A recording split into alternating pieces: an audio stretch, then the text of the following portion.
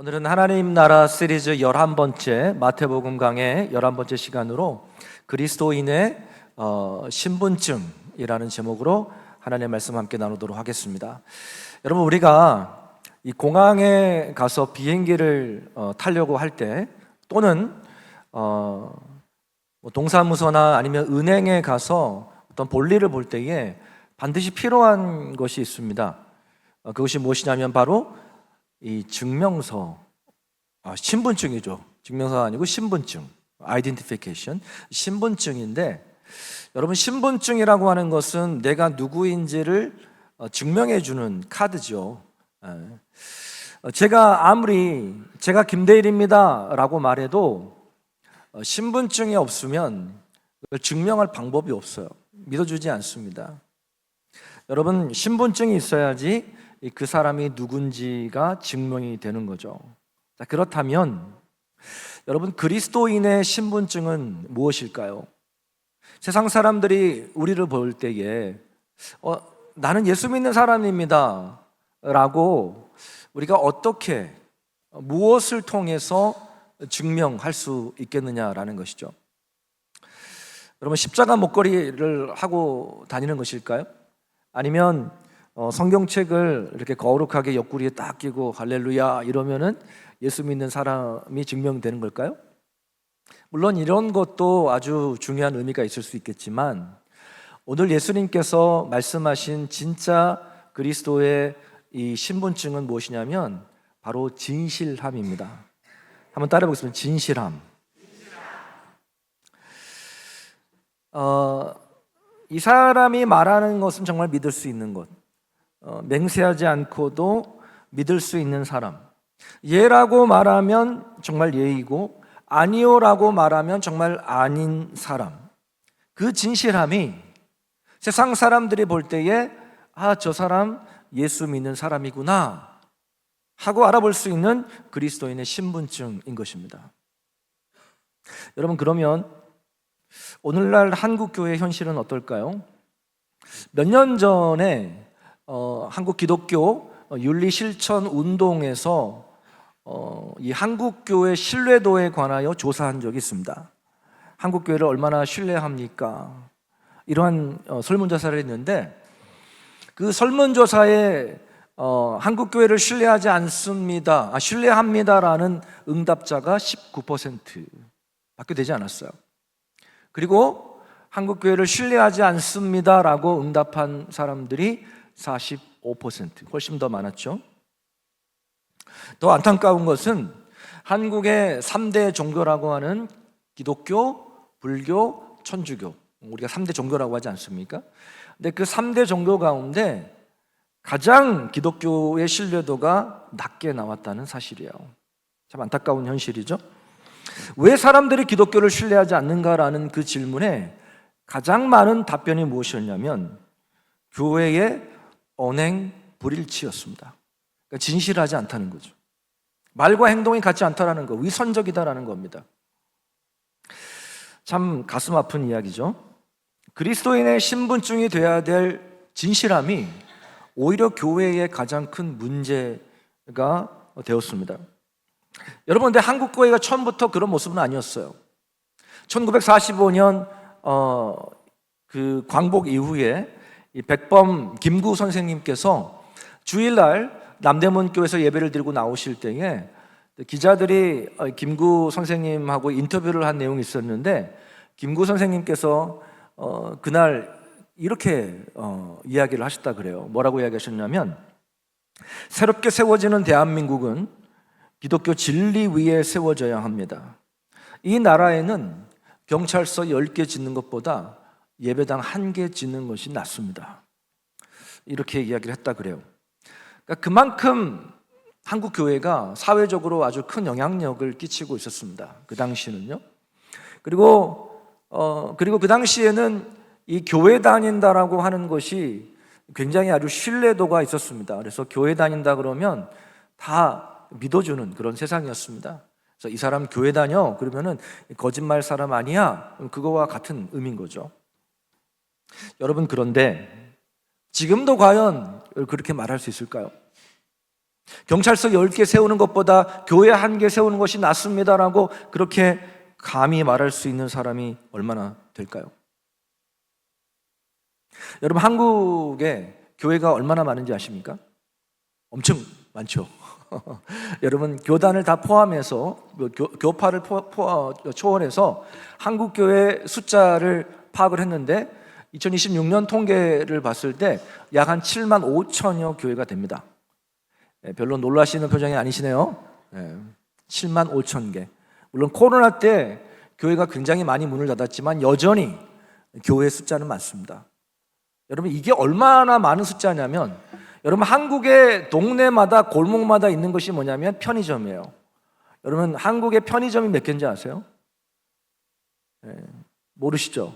그래서 제가 통계를 알아봤는데 2026년 통계로 봤을 때 지금 약 한 5만 5천 개가 됩니다. 전국의 편의점이.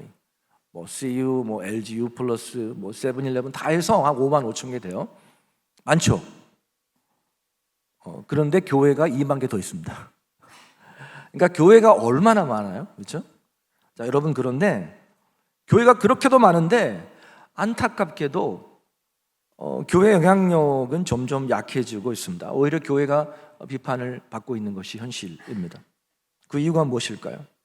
여러 가지 이유가 있을 수 있겠지만 아까도 말씀드렸지만 교회의 진실함을 잃어버렸기 때문입니다.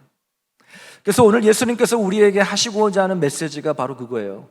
진실하라. 진실하라. 오늘 본문을 보시면 예수님께서 맹세에 관하여서 말씀을 하시는데, 자, 우리 오늘 33절 34절 말씀을 우리 자막을 보고 한번 같이 읽어보겠습니다.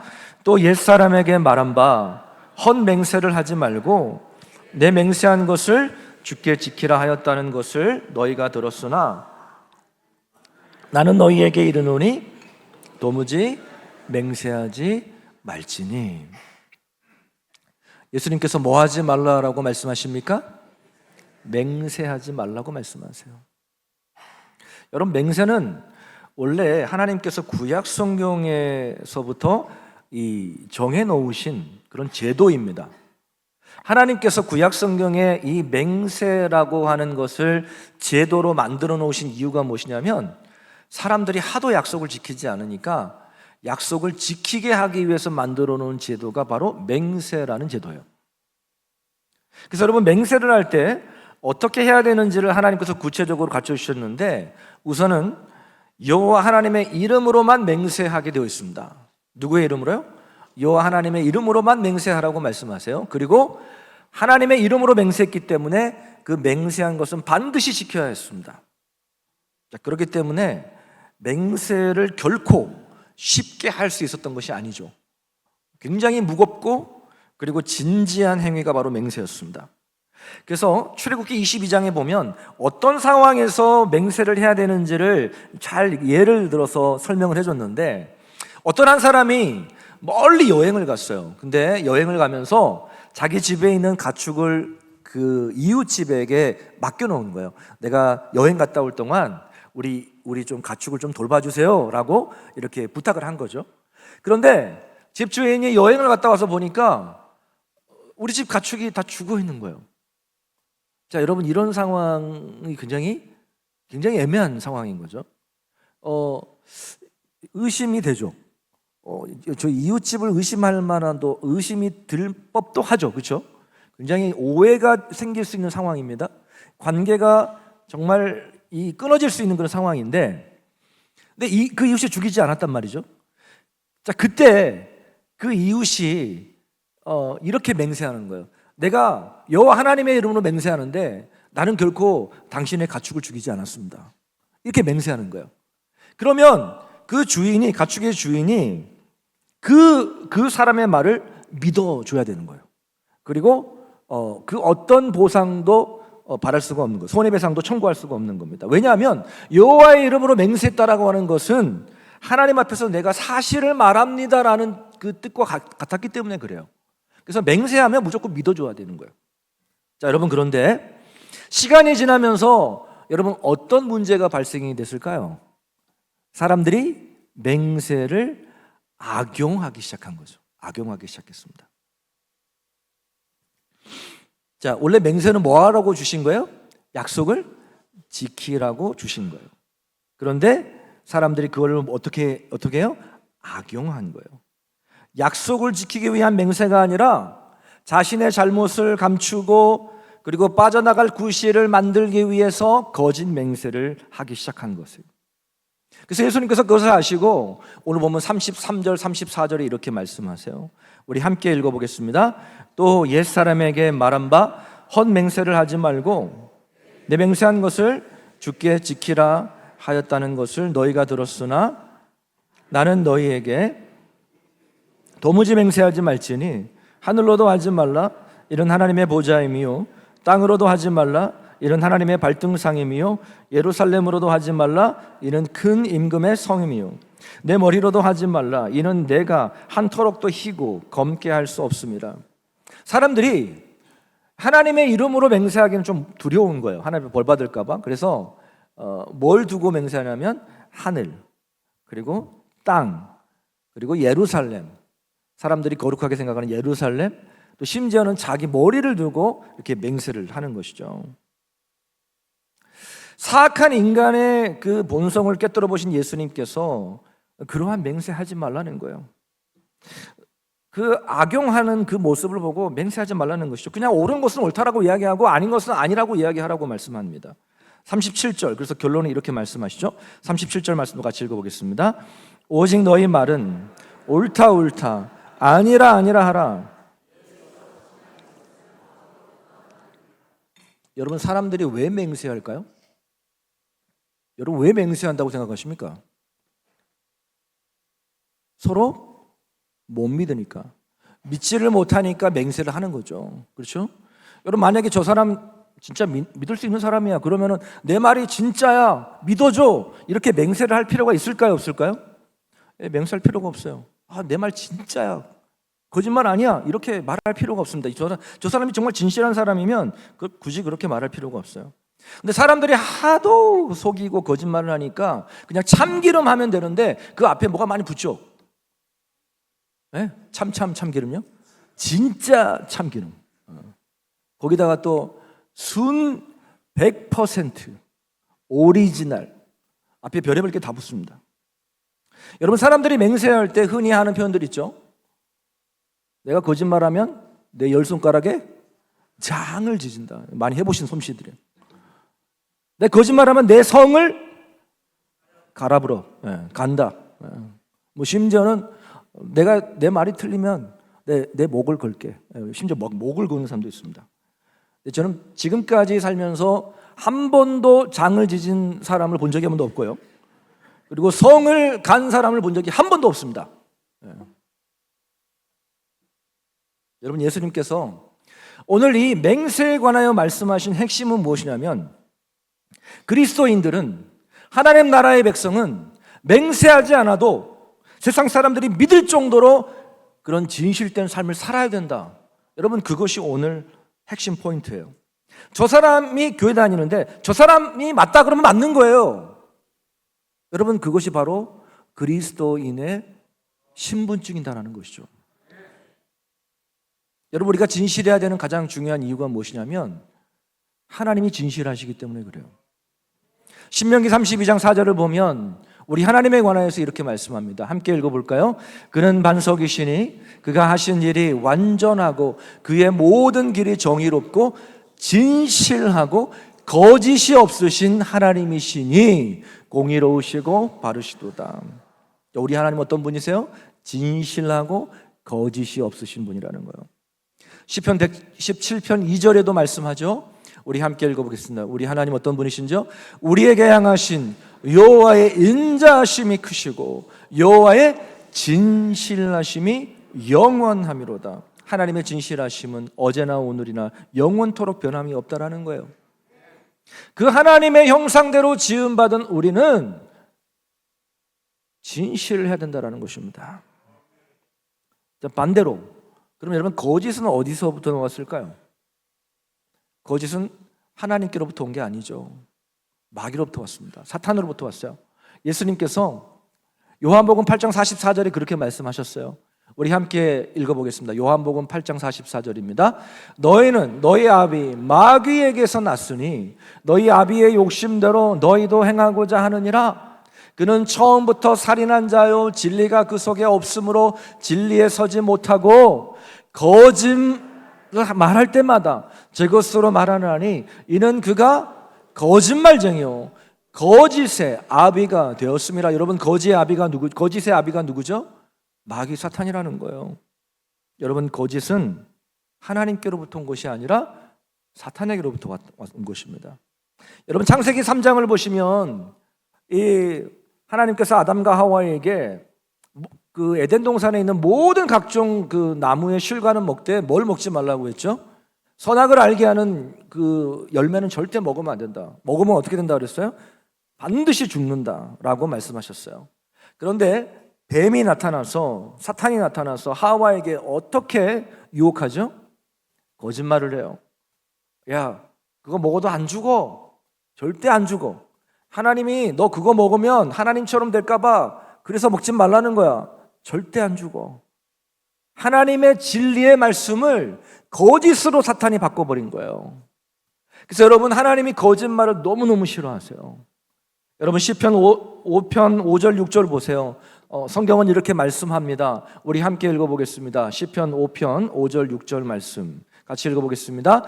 주는 모든 행악자를 미워하시며 거짓말하는 자들을 멸망시키리다. 하나님이 거짓말을 얼마나 싫어하시는지 거짓말하는 자들을 멸망시킬 정도로 거짓을 미워하신다는 거예요.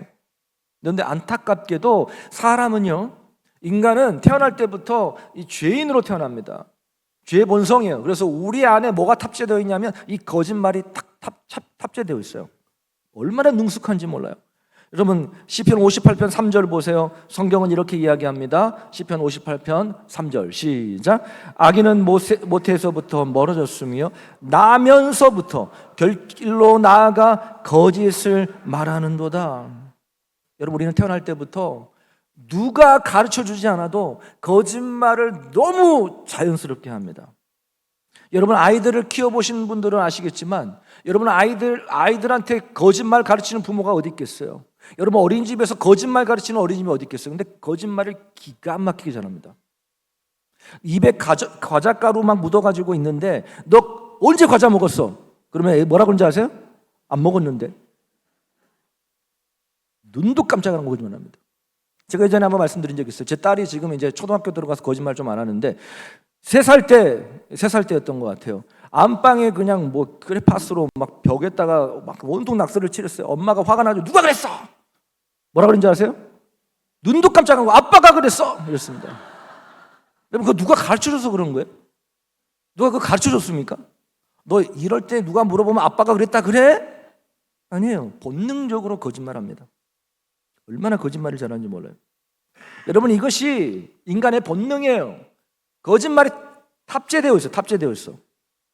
여러분, 사람이 거짓말하는 데는 두 가지 상황에서 거짓말을 해요. 첫 번째는 어떤 위기의 상황에서 어떤 공경에 처했을 때 나도 모르게 거짓말이 팍 튀어나와요. 마가복음 14장을 보게 되면 예수님이 잡히시던 밤에 제자들이 다 도망갔어요. 그 중에 딱 한 사람, 베드로가 멀찍이 예수님을 쫓아갔습니다. 그리고 사내들인 공회에서 정말 종교 지도자들한테 신문을 당하고 있을 때에 베드로가 좀 멀리서 불을 쬐면서 그 광경을 지켜보고 있었어요. 그러다가 그때에 여종 하나가 이렇게 지나가다가 베드로를 본 거예요. 이 사람 예수님과 함께 했던 사람인데? 너 예수님과 함께 했지? 그러니까 베드로가 뭐라고 했는지 아세요? 어떻게 알았어? 이게 아니고 그 자리에서 거짓말하죠. 나 예수님 모르는데? 예수님이 보는 앞에서 거짓말하는, 나 모르는데? 이렇게 거짓말하는. 여러분, 베드로가 몇 번을 부인하죠? 3번을 부인해요. 근데 성경을 보면 3번째는 어떻게 부인하냐면 저주하며 맹세하되 이렇게 되어 있습니다. 맹세까지 하면서 예수님 모른다고 거짓말해요. 사람이 어떤 위기를 당하거나 공경에 처하게 되면 나도 모르게 거짓말이 튀어나올 수 있죠. 둘째는 자신을 드러내고 과시하고 싶을 때 거짓말을 할 수 있어요. 사도행전 5장을 보면 아나니와 삽비라 이야기가 나옵니다. 그 예루살렘 교회가 정말 성령이 충만했죠. 은혜가 넘쳤습니다. 그래가지고 성도들이 각자의 재산을 팔아서 헌금을 가지고 오고, 또 필요한 사람들, 어려운 사람들을 막 구제하고, 막 뭐 너꺼 내꺼 할 거 없이 그런 막 사랑의 공동체였습니다. 누가 강요해서 그런 것도 아니에요. 막 은혜가 넘치니까 주 예수보다 귀한 것은 없는 거예요. 너무 그냥 은혜가 높으니까 뭐 돈이 귀한 게 아니에요. 그냥 그래서 막 나눠주기 시작했죠. 그때 아나니와 삽비라가 우리도 헌금을 좀 하자, 우리도 좀 인정을 좀 받자 그래가지고 땅을 팔았어요. 순수한 동기는 아니었던 것 같아요. 땅을 팔았는데 생각했던 것보다 돈이 훨씬 더 많이 받은 거죠. 그래가지고 어떻게 했냐면은 그 땅을 판 값을 절반을 감추고 절반만 가지고 갔어요. 그러면서 뭐라고 했냐면 땅을 다 판 값입니다 하고 베드로 목사님 앞에 그걸 내놓습니다. 베드로가 성령이 충만해서 그 거짓말을 깨뜨려 보죠. 그때 사도 베드로가 아나니와 삽비라를 향하여 뭐라고 책망했냐면, 네가 사람 앞에 거짓말한 게 아니라 하나님 앞에 거짓말을 한다라고 책망합니다. 그 자리에서 두 사람 모두 죽죠.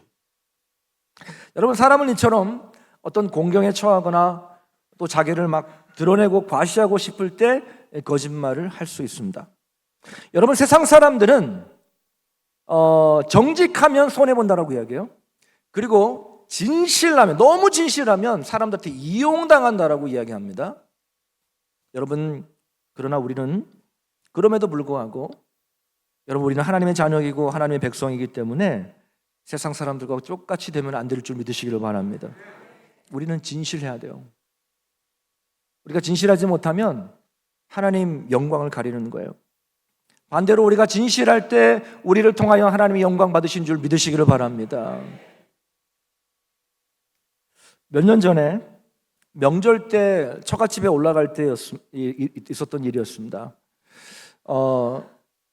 그때 이제 저희 처갓집 파주에서 모였는데, 주일날 오후에 이제 새벽 예배, 오전 예배 끝나고 이제 오후에 출발을 했는데, 보통은 이제 이게 역귀경길은 안 막히잖아요. 서울 올라갈 때 안 막히는데, 그때는 이제 그 명절 끝물이어가지고 올라가는 길도 엄청 막히는 거예요. 그래가지고 한 6시간 운전하는데 막 그 차가 너무 막혀가지고 힘든 거예요. 도저히 힘들어가지고 안 되겠다 싶어서 천안쯤 가서 숙소를 잡았어요. 그때 이제 제 딸도 어렸고 막 피곤하고 그래서 하룻밤 자고 가야겠다. 그래서 천안에 숙소를 잡았습니다.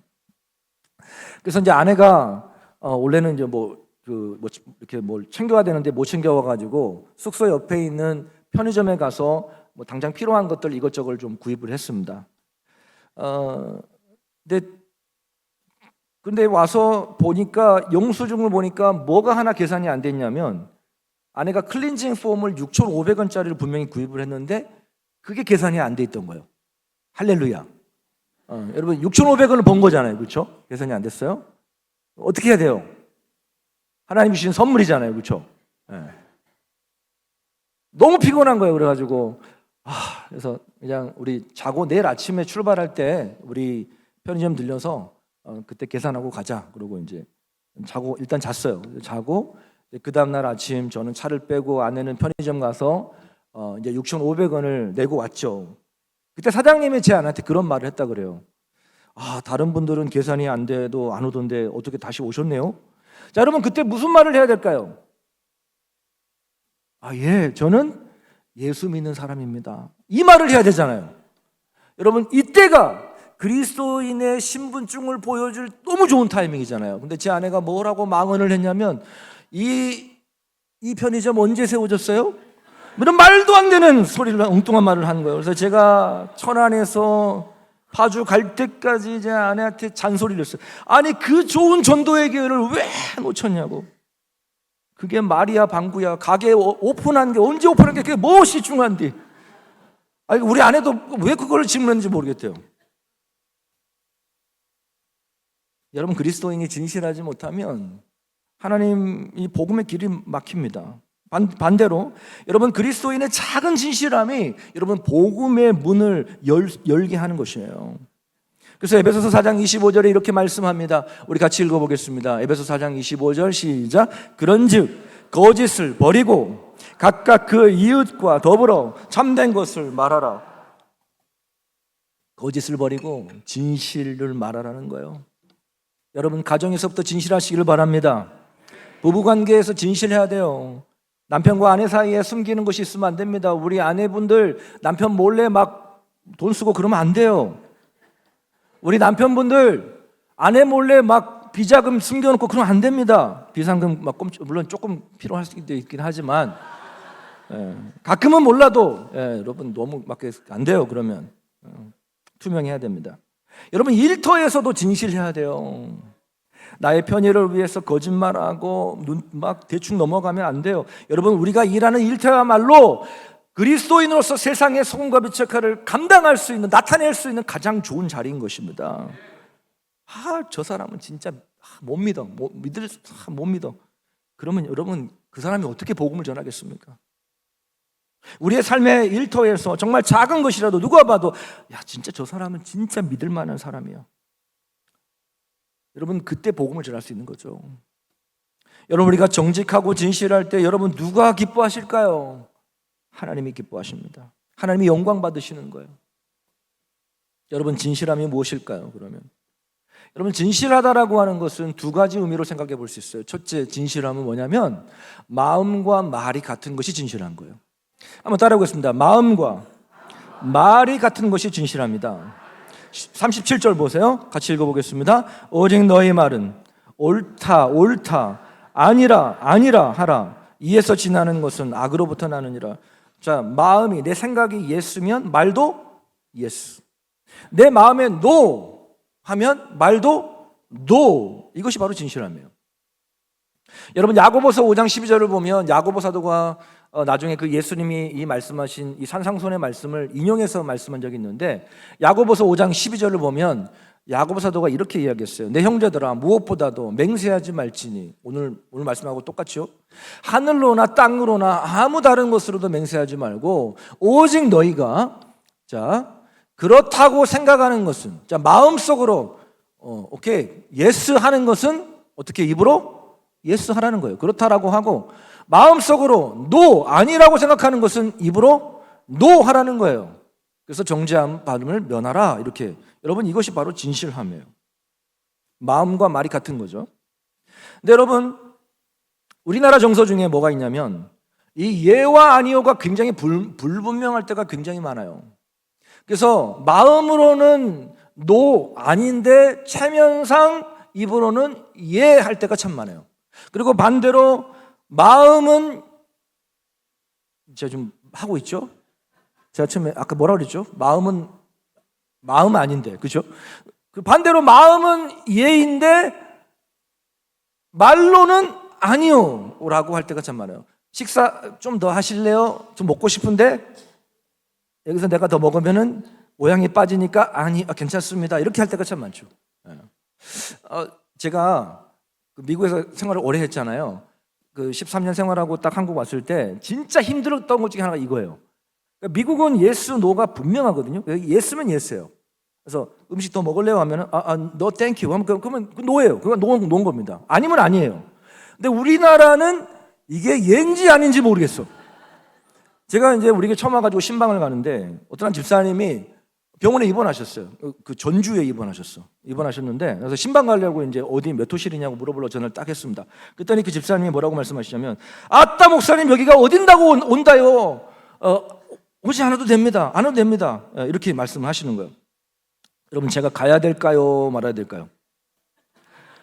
아이고 목사님 뭐하러 이 먼 데까지 오신다요? 오지 마세요. 진짜 오지 마세요. 절대 오면 안 돼요.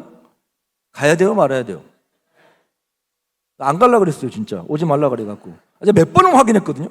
집사님, 그래도 내가 가야 되는데 절대 오지 말라고. 갔어요. 근데 그렇게 좋아하시더라고요. 그래서 막 손을 잡으면서 막 반가워하는데 안 갔으면 큰일 날 뻔했어. 우리나라는 노가 아니더라고. 이 아니오가 아니에요. 자, 그때 깨달았어요. 여러분들, 오늘 예수님께서 말씀하신 진실함은 뭐냐면 뭐가 같아요? 마음과 말이 같아야 되는 거예요. 물론 이것을 오해하면 안 돼요. 우리나라 문화이기 때문에 이제 이해합니다만은 이걸 오해해가지고 그래, 내가 오늘 목사님 말씀 듣고 내가 오늘부터 진실해야지. 그래가지고 아무개 옆에 애기 보면서 아따 누구 닮았는지 몰랐는데 참 못생겼네요 라고 말하면 큰일 납니다. 여러분, 이거는 진실함이 아니라 무례함이죠. 무례함. 여러분, 성경이 말하는 진실함은 사랑이 없는 무례함이 아닙니다. 성경이 말하는 진실함은 거짓없는 마음이죠. 마음과 말이 일치하는 겁니다. 여러분, 그러므로 우리의 언어가 진실하기, 우리의 말이 진실하기 위해서는 먼저 우리의 마음이 진실해야 됩니다. 왜냐하면 우리 마음에서 우리의 말이 나오기 때문에 그래요. 마태복음 12장 34절 35절 보면 이렇게 예수님 말씀하셨어요. 우리 함께 읽어보겠습니다. 예수님께서 바리새인들에게 하신 말씀인데, 시작. 독사의 자식들아, 너희는 악하니 어떻게 선한 말을 할 수 있느냐? 이는 마음에 가득한 것을 입으로 말함이라. 선한 사람은 그 쌓은 선에서 선한 것을 내고 악한 사람은 그 쌓은 악에서 악한 것을 내느니라. 당연한 거죠. 우리 마음에 있는 것을 말하게 되어 있어요. 여러분, 우리 마음에 불평이 가득하면 우리 입에서 뭐가 나올까요? 불평이 나오게 되어 있어요. 우리 마음에 원망이 가득하면 우리 입에서 뭐가 나올까요? 원망이 나오게 되어 있어요. 반대로 우리 마음에 감사가 가득 차면 여러분, 우리 입에 뭐가 나올까요? 감사가 나오죠.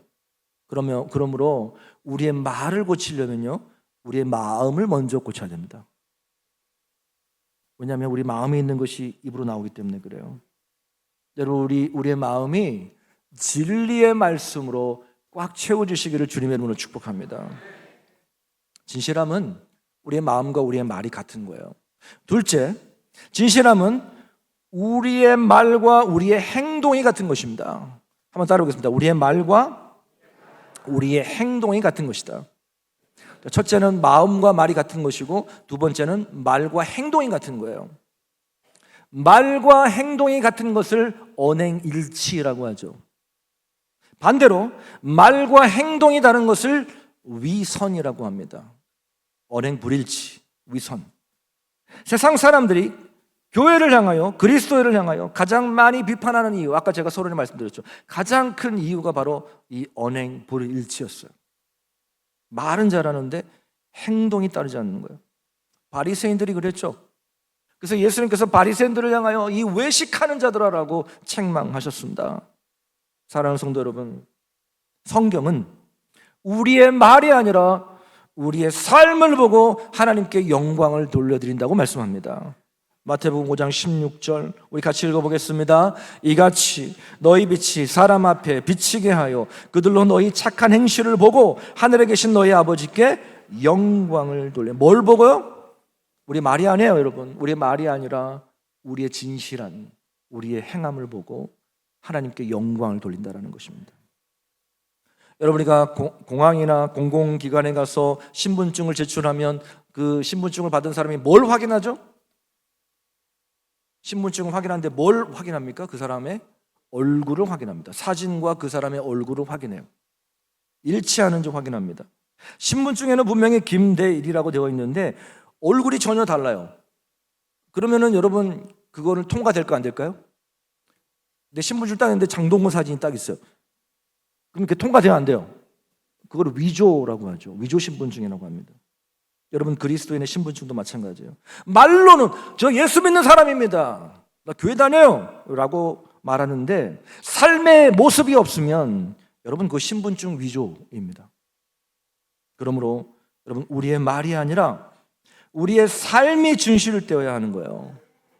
여러분, 삶의 모든 자리에서 정말 진실함으로 우리의 말과 우리의 행동이, 우리의 마음과 우리의 말이 일치함으로 그리스도의 신분증을 보여주는 저와 여러분 되시기를 주님의 이름으로 축복합니다. 아멘. 우리 함께 찬양합니다. 우리 원하고 바라고 기도합니다. 우리 함께 찬양하시겠습니다.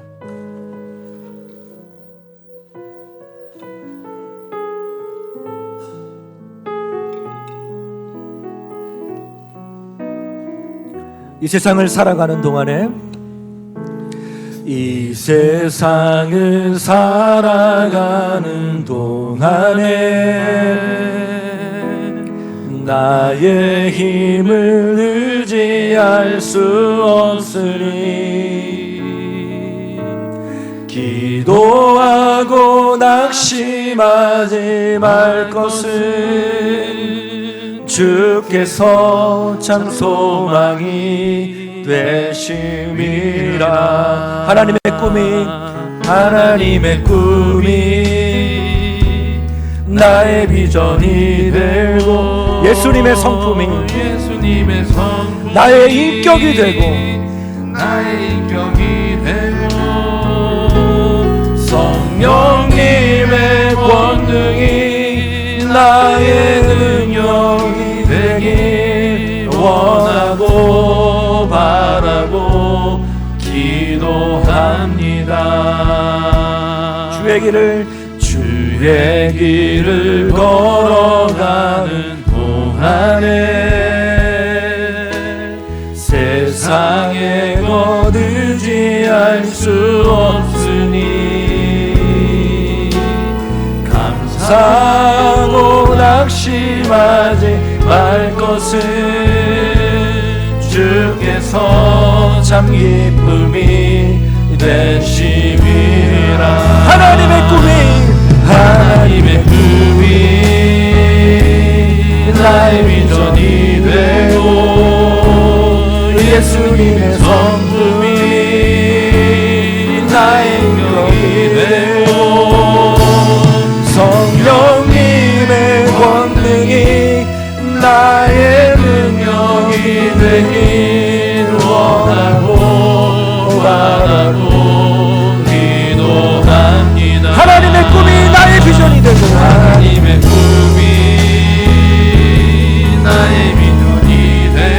예수님의 성품이 나의 인격이 되기를 원합니다. 나의 인격이 되고 성령님의 권능이 나의 능력이 되길 원하고 바라고 기도합니다. 하나님의 꿈이 나의 비전이 되고 예수님의 성품이 나의 인격이 되고 성령님의 권능이 나의 능력이 되길 원하고 바라고 기도합니다. 여러분, 오늘날 한국교회가 영향력을 잃어버린 이유는 다른 것이 아니라 우리의 진실함을 잃어버렸기 때문입니다. 우리의 말과 행동이 다른 거예요. 예수님을 믿는다고 하면서 입으로는 사랑을 외치는데 사랑이 없는 거죠. 입으로는 용서를 외치는데 용서하지 않는 거예요. 예수님이 보여주셨던 그 겸손과 온유한 모습은 온데간도 없고 예수 믿는 사람이나 믿지 않는 사람이나 똑같은 거죠. 오늘 예수님께서 우리에게 말씀하십니다. 예수 믿는 사람은 맹세하지 않아도 믿을 만큼, 믿을 수 있을 만큼 진실을 해야 된다고 말씀합니다.